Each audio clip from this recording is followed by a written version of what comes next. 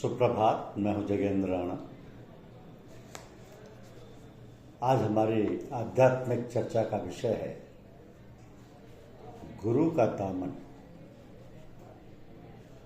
गुरु का दामन। देखिए, साधक जिस समय से उपासना के मार्ग में कदम रखने का इरादा करता है, उसी समय से उसे गुरु या शिक्षक का दामन पकड़ना लाजमी होता है। उपासना ना तो अपने आप आती है और ना पुस्तकों से मिलती है। उसके लिए गुरु की सहायता लेना अनिवार्य है। परंतु ये उपासना पूर्ण उसी दिन हो पाती है जिस दिन त्रिपुटी मिट जाती है। साधक का अहम मिट के गुरु के रूप में समा जाता है। ना हम है, ना ईश्वर है, केवल गुरु है।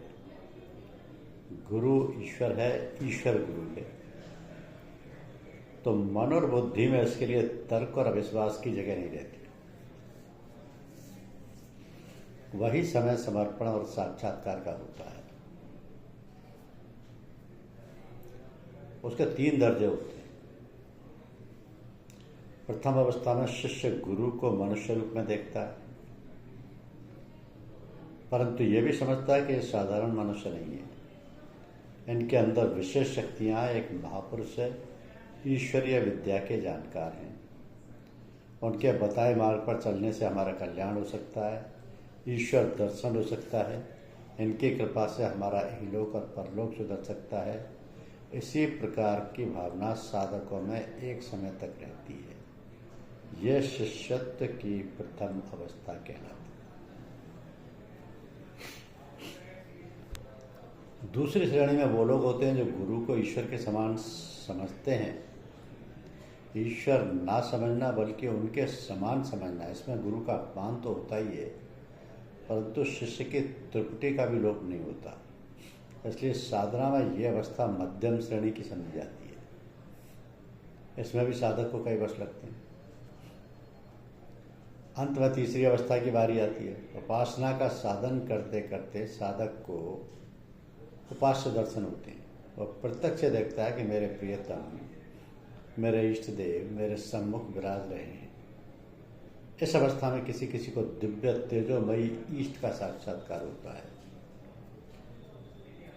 और किसी किसी को साकार। या तो अपने भावों के कारण ऐसा होता होगा या उस मालिक की मौज या इच्छा से ऐसा होता होगा, इसीलिए कुछ नहीं कहा जा सकता। परंतु ईश्वर साक्षात अनुभव होता है। जिस काल में ऐसा अनुभव होता है, उसी क्षण गुरु की स्थूल मूर्ति भी साथ ही सम्मुख आती है। ऐसा जान पड़ता है कि इसी ईश्वर तत्व ने लोक कल्याण के लिए ये मनुष्य रूप धारण किया है। वही स्वयं इस महापुरुष के भेष में हमें उठाने आया है। वह कोई और नहीं, ईश्वर ही है। तो किसी काल में ऐसी परमात्म तत्व ने राम और कृष्ण का रूप बना धर्म का पुनरुद्धार किया था, मनुष्य जीवन का आदर्श दिखाया था।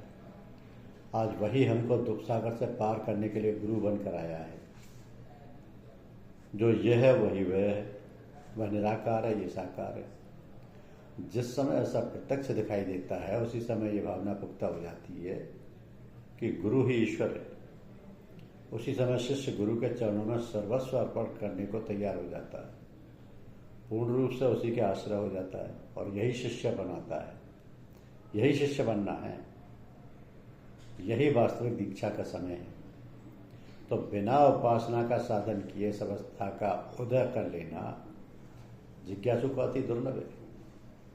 इसलिए प्रथम साधना, पीछे शिष्यत्व, यही क्रम संतों में रखा गया है।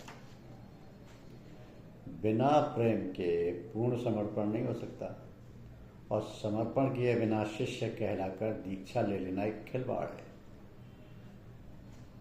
वो आगे नृत्य नहीं, और नृत्य तो मुंह तक, पेट तक नहीं।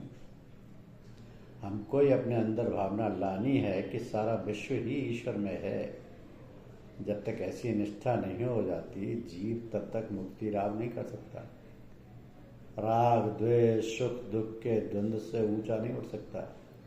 जहाँ द्वंद्व होता है वहाँ अशांति रहती है। अनेक मिट के यहाँ एक दिखाई देने लगा, वही शांति का राज्य स्थापित हो जाता है। अनेक मिट के जहाँ एक दिखाई देने लगा, वहीं शांति का राज्य स्थापित हो जाता है। यही शांति मुक्ति है, यही माया के बंधन से छूटना है। सोचिए, जो साधक अपने गुरु में ही ईश्वर को नहीं देख सकता, वो दूसरे प्राणियों में से क्या देखेगा। ऐसों के लिए मुक्ति कितनी दूर है। इसलिए ध्यान और विवेक द्वारा ऐसी दृष्टि बनानी पड़ती है, तभी उद्धार होता है। ये मुमुक्ष की पहचान है। तो ये जो कुछ हमने बताया वह हमारा अपना अनुभव है। हमको दीक्षा लेने और गुरु के ईश्वर समझने में कई बार हमने देखा है लोगों को बहुत समय लग जाता है।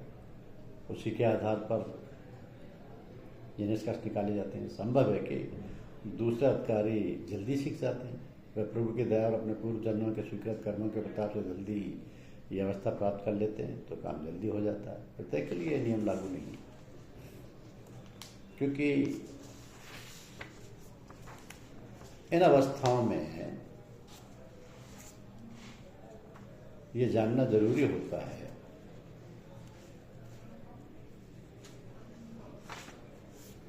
कि जहां महात्मा मिल जाते हैं वहां उनको एकदम गुरु बना लेना चाहिए। कुछ दिन उनकी संगति में बैठ कर उनके व्यवहार और उनके साधनों के विषय में ज्ञान उपार्जन करना चाहिए। जैसे सिद्ध हों मगर व्यवहार में या शिष्यता में या अखलाक ना हो तो भी उसे गुरु नहीं धारण करना चाहिए। और यदि उसकी ऐसी क्रियाएं हो जो तुम्हारी रुचि के अनुकूल ना पड़े हैं अथवा तुम्हारे शरीर या फुर्सत के कारण तुम उनके करने योग्य ना हो तो भी गुरु नहीं बनाना चाहिए। हाँ, ये सब बातें अगर मिल जाए तो फिर वह चाहे ग्रस्त हो या विरक्त हो, वेशधारी हो, साधारण, उसी से संबंध कर लेना उचित है। जीव का ईश्वर से गठबंधन करा देना साधारण पुरोहित का काम नहीं है। उसके लिए चतुर और अनुभवी आदमी चाहिए, वैसा हो जो सम्मुख आते ही साधक के हृदय के भावों को समझ ले। साधक की रुचि और अधिकार को जो गुरु नहीं जान सकता उससे भला नहीं हो सकता। गुरु में ऐसे गुण होने चाहिए कि जिनका आदर्श रखकर, जिनकी नकल उतार कर शिष्य भी पूर्ण बन सके। इंद्रिय लोलुप और बदजुबान मनुष्य चाहे सिद्ध हो पर गुरु बनाने योग्य नहीं होता। जिज्ञासुओं को इन सब बातों पर विचार करके तब संबंध जोड़ना चाहिए। जिस तरह विवाह हो जाने पर फिर मृत्यु के पश्चात तक वो संबंध चला जाता है, उसी तरह गुरु और शिष्य का संबंध जन्मांतर चलता है। इसलिए इसमें जल्दबाजी नहीं होनी चाहिए। साधना मार्ग में जहाँ गुरु कठिनता से मिलते हैं वहाँ शिष्य बनना भी बहुत ही कठिन है। मुख से कह देने से कोई शिष्य नहीं बन जाता।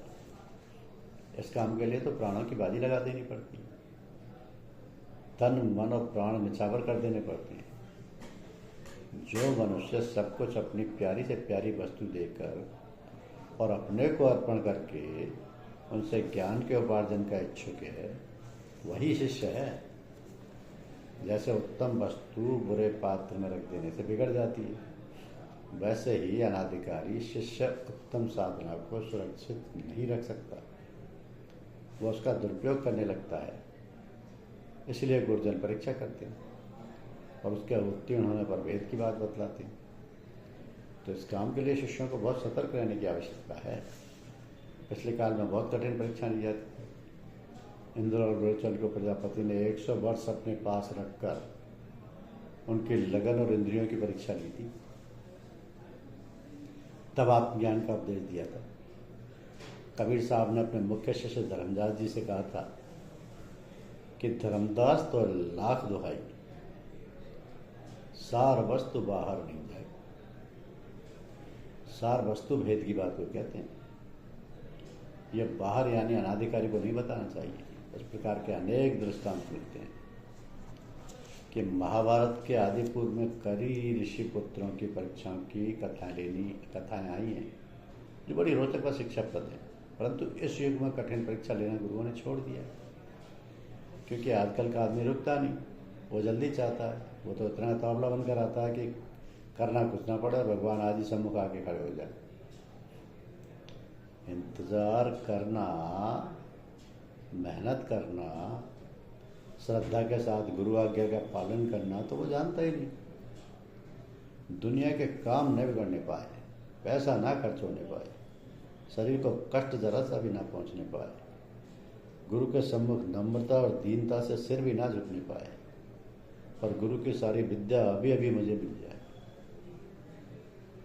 ईश्वर भी देर ना लगाए, साधन शुरू करते ही सम्मुख आकर खड़े हो जाएं, यदि तनिक भी विलंब हुआ तो दोनों से भाई काट। ना गुरु से कोई रिश्ता ना ईश्वर से, दोनों की ओर अश्रद्धा। ये आजकल के जिज्ञासुओं का हाल है। बोला इनकी परीक्षा कोई कैसे ले सकता है?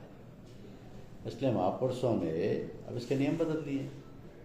वो किसी को निराश नहीं लौटाते, वो साधन सिखाते हैं और ऊंचा भी चढ़ाते हैं, भिन्न भिन्न प्रकार के अनुभव भी उन्हें कराते हैं, परंतु दीक्षा नहीं देते, शिष्य नहीं बनाते। इस प्रकार वर्षों के अभ्यास के बाद जब अधिकारी बना लेते हैं तब दीक्षा देते हैं। तो जो उस काल में भी पात्र नहीं बन सके उन्हें यूं ही चलने देते हैं। जो शिष्य अपने गुरु पर अपार प्रेम और श्रद्धा ले आया हो, जिसने गुरु के बताए मार्ग को पूर्ण विश्वास से पकड़ा हो, जो अपनी क्रियाओं को गुप्त रखता हो, जो अनुभवों का भेद किसी को नहीं कहता हो, जो साधन के द्वारा मिली हुई शक्तियों का दुरुपयोग ना करता हो, जो पूर्ण आज्ञाकारी हो, ऐसों को अधिकारी समझ गुरु दीक्षा देते हैं और अपने शिष्यत्व में लेते हैं। ये सब कठिन है, परंतु धीरे धीरे मन और प्राण साधना और सत्संग के प्रभाव से बदलते रहते हैं, और जिस दिन शिष्य के अंदर समर्पण के भाव उठ खड़े होते हैं उसी दिन दीक्षा का समय आ जाता है। तो कहते हैं कि साधना के लिए ऐसे विश्वास की आवश्यकता है जो आकाश से भी विशाल हो, समुद्र से भी गंभीर हो, सुमेरु से भी भारी और वज्र से भी कठोर हो। परंतु ऐसी साधना में निष्ठा होना खेल नहीं है, वो बड़ी कठिनाई से मिल पाती है। एक बात और भी रहस्य की है कि साधक में पूर्ण रूप से यह भाव होने चाहिए कि गुरु ईश्वर ही है, ईश्वर के समान नहीं, साक्षात सर्वज्ञ परमात्मा ही है। वह सर्वशक्तिमान हमारे कल्याण के लिए नर रूप में अवतरे हैं। जब तक ऐसी भावना निश्चय रूप से शिष्य के हृदय में जागृत नहीं हो जाती, तब तक शिष्य शिष्य नहीं बन सकता। गुरु के सम्मुख बैठ के समझने लगे कि मैं साक्षात भगवान के सामने उपस्थित हूँ, इनका शरीर भगवान का ही शरीर है और इससे भिन्न और कोई भगवान या इष्ट नहीं है। जहाँ ऐसी भावना हो, अंतर के मल नष्ट होकर गुरु का ऐसा विस्तृत आत्मस्वरूप जिसको दिखाई दे रहा हो, वही शिष्यत्व में लेने योग्य अधिकारी समझा जाता है। परंतु ये सौदा भी साधारण नहीं। साध्य, साधक और गुरु, इन तीनों की त्रुटि मिटा देना कोई तमाशा या खेल नहीं है। वर्षों के सत्संग और वर्षों के परिश्रम से यह फल किसी दिन प्राप्त होता है, और जिस दिन यह दशा उसके हृदय स्थल की हो जाती है, वही समय दीक्षा का होता है। तो तात्पर्य है कि संसार के प्रत्येक मनुष्य के लिए वह ईश्वर है। चाहे सारी दुनिया तुम्हारे गुरु को किसी भी रूप में देखे, पर तुम्हारे लिए यानी शिष्य के लिए वो साक्षात भगवान ही दिखे। उसके अतिरिक्त कोई और भगवान उसे दृष्टिगोचर हो ही नहीं। उसकी सारी वृत्तियां और अच्छी और बुरी उस गुरु मूर्ति पर ही केंद्रित हो जाए। मीरा जी को जैसे गिरधर लाल के सिवाय कोई पुरुष संसार में दिखाई नहीं देता था, उसी तरह तुम्हारी निगाह भी एक जगह रह जाए, कोई दूसरा नजर ही न आए, ये शिष्यत्व का सबसे ऊंचा अधिकार है कि दर दीवार दर्पण भय, जित देखूं तित तोल, काकर पाथर ठीकरी, भय आरसी मोर। ये प्रेम की अंतिम स्टेज है, जिसमें प्रेम पात्र के सिवाय कुछ दिखाई नहीं देता। वो कैसा भी हो, परंतु प्रेमी के लिए सबसे सुंदर और सर्वगुण संपन्न होता है। लैला अत्यंत कुरूपा थी, पर मजनू को संसार की सुंदरियों में सबसे श्रेष्ठ दिखाई देती। ऐसी निगाह शिष्य को अपने गुरु के लिए पैदा करनी चाहिए, तभी समर्पण कर सकता है और शिष्य बन सकता है। वैसे भी भक्त और भगवान एक ही होते हैं। भक्त का शरीर ही भगवान का मंदिर है। भक्त का हृदय उसका स्थान है। फिर भेद कहाँ रहा? जैसे भी हो ऐसे भावों का उदय कर लेना ही पार लगाता है। धन्यवाद।